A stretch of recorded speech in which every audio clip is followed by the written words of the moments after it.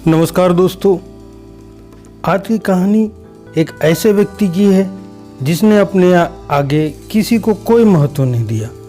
जिंदगी में बहुत टूटा और फिर उठा और फिर सत्ता में आया और फिर पूरी दुनिया की ऐसी की तैसी कर दी। अपने ईगो के चलते लाखों करोड़ों लोगों को इस शख्स की वजह से मरना पड़ा। दुनिया में द्वितीय विश्व युद्ध हुआ और करीबन 5 से 7 करोड़ लोग मारे गए। दोस्तों, आगे बढ़ने से पहले सभी से रिक्वेस्ट है, वीडियो पूरा देखें। आज का ये वीडियो काफ़ी खास होने वाला है, काफ़ी महत्वपूर्ण जानकारियां हैं। वीडियो अच्छा लगे तो लाइक और शेयर करना बिल्कुल नहीं भूलना।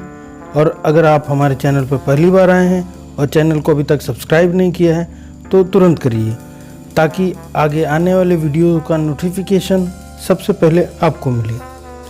आप हमारे फेसबुक पेज को भी चाहें तो लाइक कर सकते हैं। चलिए अब आगे बढ़ते हैं।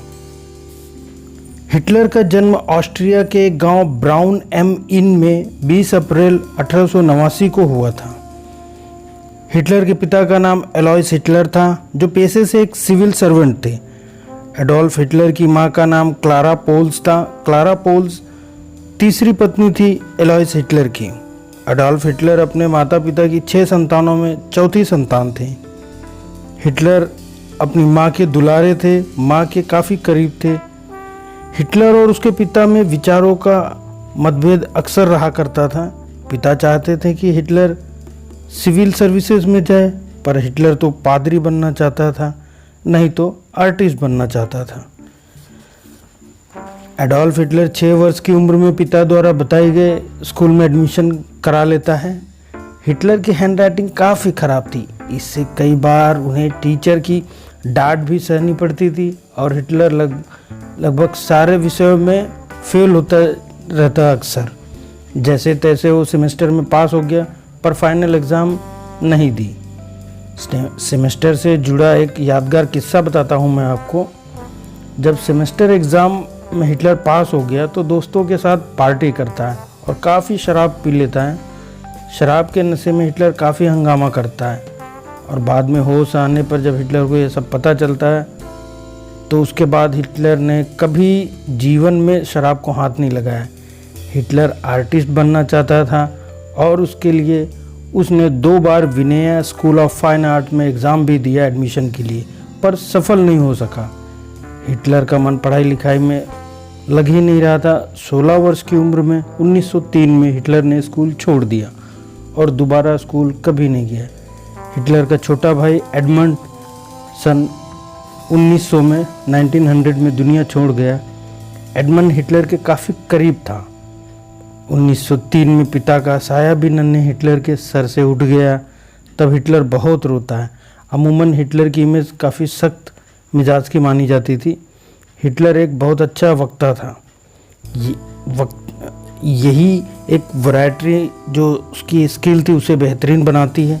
और गौर करने की बात है कि अगर आप में बोलचाल की शैली यानी कि इस वैरायटी स्किल अगर आपकी अच्छी है तो मान लीजिए कि आप हर मुश्किल से अमूमन 70-80% तो बाहर आ ही जाएंगे तुरंत।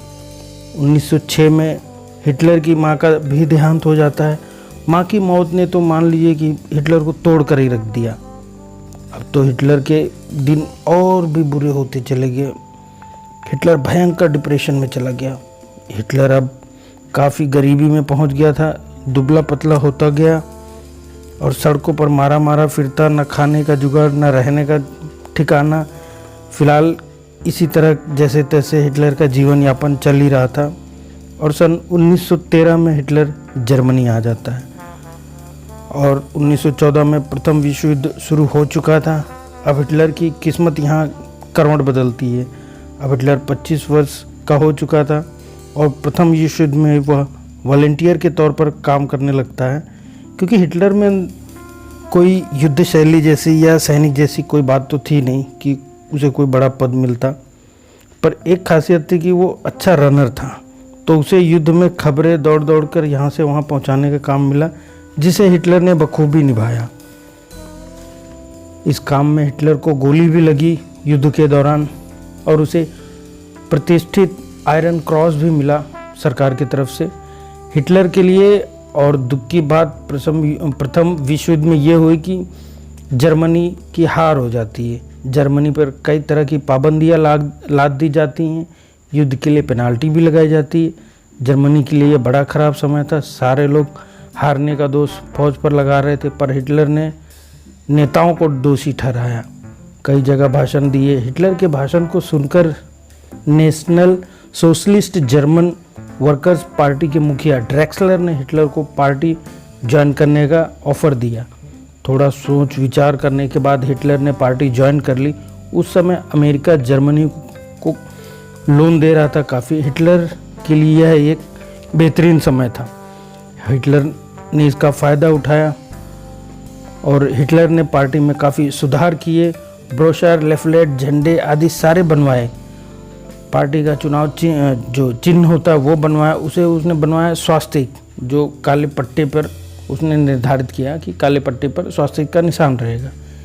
यह उसने आर्यों को देखकर, आर्य यानी हम भारतीयों को देखकर उसने ये बनाया कि आर्य काफ़ी शुभ होते हैं, काफ़ी मेहनती होते हैं और पॉजिटिव होते हैं। ये देख के उसने स्वास्तिक का चिन्ह अपनाया। 29 जुलाई सन 1921 को यही पार्टी नाजी पार्टी में बदल गई और हिटलर इसका प्रमुख बना। हिटलर ने प्लान बनाकर सरकार गिराने की कोशिश भी की, पर सफल न हो सका। उसे जेल हो गई और वो पैरोल पर बाहर आ गया। 1927 तक सरकार ने हिटलर पर सार्वजनिक जगहों पर भाषण देने पर प्रतिबंध लगा दिया। एक बार फिर किस्मत ने हिटलर का साथ दिया और सन 1929 में अमेरिका में आर्थिक महामंदी आई। अमेरिका ने अपने दिए हुए लोन वापस लेना शुरू कर दिया। इससे जर्मनी भी खासा परेशान हुआ। हिटलर एक अच्छा वक्ता था। उसने अपनी इसी कला का फ़ायदा उठाते हुए पूरे जर्मनी के लोगों को यकीन दिला दिया कि मैं जर्मनी का खोया हुआ सम्मान आपको वापस दिलाऊंगा, मेरा साथ दो। हिटलर यहूदियों से न जाने क्यों बहुत नफरत करता था। 1930 में हिटलर की नाजी पार्टी ने बड़ी चालाकी से जीत दर्ज कर ली और 1932 में नाजी पार्टी जर्मनी की सबसे बड़ी पार्टी बन गई। पॉल हिंडनबर्ग 85 वर्ष की आयु वाले जर्मनी के राष्ट्रपति थे। हिटलर पॉल हिंडनबर्ग से बार बार विनती करता कि वो हिटलर को जर्मनी का चांसलर बना दे, पर वो मना करते रहते। एसए और एसएस हिटलर की आर्मी थी जो बड़ी ही अत्याचारी थी। स्कैलर और पेपॉन चांसलर पद के दावेदार होते। पेपॉन हिटलर का समर्थक था, साथ देता था कई बातों में, और ये दोनों ही हिंडनबर्ग के काफ़ी करीबी माने जाते थे। 2 दिसंबर 1932 को स्कैलर जर्मनी के चांसलर बनाए जाते हैं। सरकार हिटलर से सपोर्ट चाहती है और बदले में एसएस और एसए जो इनके ट्रूपर्स जो आर्मी है इनसे बैन हटाने को राजी हो जाती है और हिटलर की बाकी मांगे पूरी करने के लिए भी कहते हैं। इंग्लैंड के प्रधानमंत्री नेविल चैम्बरलेन शांति चाहते थे। हिटलर काफ़ी आगे बढ़ चुका था और नेविल चैम्बरलेन को डर था कि कहीं युद्ध ना हो जाए, तो वो हिटलर से कहते हैं कि ऑस्ट्रिया का कुछ भाग आप ले लीजिए लेकिन हमला न करना। पर हिटलर राजी भी हो जाता है और ऐन वक्त पर धोखा देना शुरू कर देता है। 1932 में हिटलर राष्ट्रपति का चुनाव भी लड़ता है पर हार जाता है। हिटलर हिंडनबर्ग को राजी करने में अंततः सफल हो जाता है और 30 जनवरी सन 1933 को वो काला दिन आ जाता है जिस दिन हिटलर जर्मनी का चांसलर बन जाता है। 2 अगस्त 1934 में पॉल हिंडनबर्ग की मृत्यु हो जाती है। हिटलर चांसलर बनते ही सबसे पहले ऐसा करता है कि वो जर्मनी की जो संसद है, जिसे वहाँ कहा जाता है राइक्सटैग, उसमें आग लगा देता है।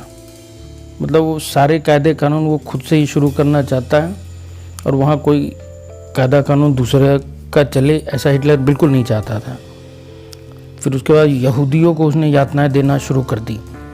यहूदियों को इतनी यातनाएं देता था कि उनके शरीर पर गर्म स्त्री छुआ देता था, ठंडे पानी में डुबा देता, बिना कपड़ों के ठंड में घुमा देता, सर्दियों में खाना न देता।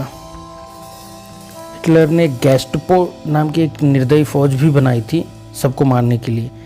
हिटलर ने यहूदियों के खिलाफ जर्मन नागरिकों को भी समझा लिया था, उनको भी उनके विरुद्ध कर दिया था। हेनरिक हेम्बलर और हरमन गोरिन, ये दो ऐसे जो इसके आर्मी के जो मेंबर थे, ये इसके राइट एंड लेफ्ट हैंड थे। युद्धबंदी में बनाए गए बंदियों को मारकर हिटलर जला देता था, और तो बच्चों को सबको कुएं में डाल डाल के फाइनली वो जला देता था, क्योंकि रख रखाव में काफ़ी जगह का इस्तेमाल होता था। वो जगह का इस्तेमाल होने के से बचने के लिए हिटलर अधिकतर बंदियों को जला देने की कोशिश करता था, और जलाया उसने। हिटलर के अपने लोगों में भी जो हिटलर की बगावत करता या करने की कोशिश करता, हिटलर उसको भी मरवा देता। इस घटना को इतिहास में द नाइट ऑफ नाइव्स कहा गया है। 1936 में ओलंपिक खेलों का आयोजन जर्मनी में होता है, और ब्रिटेन ने 400 सालों तक जिस तरह से दुनिया के अधिकांश भागों पर राज किया, हिटलर की महत्वाकांक्षा भी कुछ ऐसी ही थी। तो हिटलर अपनी फौज को बढ़ाता है, और उसके बाद ये दुनिया के कई देशों को कब्जा करना शुरू करता है। ये चेकोस्लोवाकिया, ऑस्ट्रिया, पोलैंड। फाइनली जब ये पोलैंड पे हमला करता है, तो तब तक इसके पहले तक तो बाकी सारे देश शांति से देखते रहते हैं कि क्या चल रहा है, लेकिन जैसे ही पोलैंड पे हमला होता है तो फ्रांस और ब्रिटेन से रहा नहीं जाता है। आखिर वो युद्ध में कूद पड़ते हैं और जर्मनी के खिलाफ युद्ध छेड़ देते हैं, और इस तरह से सन 1939 में द्वितीय विश्व युद्ध शुरू हो जाता है। और जब फ्रांस और ब्रिटेन जर्मनी से लड़ाई करते हैं, तो एक बंदरगाह होता है डंकेर्क। इसके ऊपर हॉलीवुड में एक मूवी भी बनी है।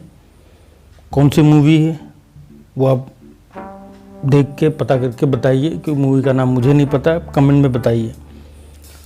और इस डंकेर्क बंदरगाह में ब्रिटेन और फ्रांस की सेनाएं फंस जाती हैं। फ्रांस और ब्रिटेन की सेनाएं जैसे तैसे जान बचाकर भागती हैं, और जर्मनी जीत जाता है। इस जीत से हिटलर बहुत खुश होता है, और उसका मनोबल बढ़ जाता है।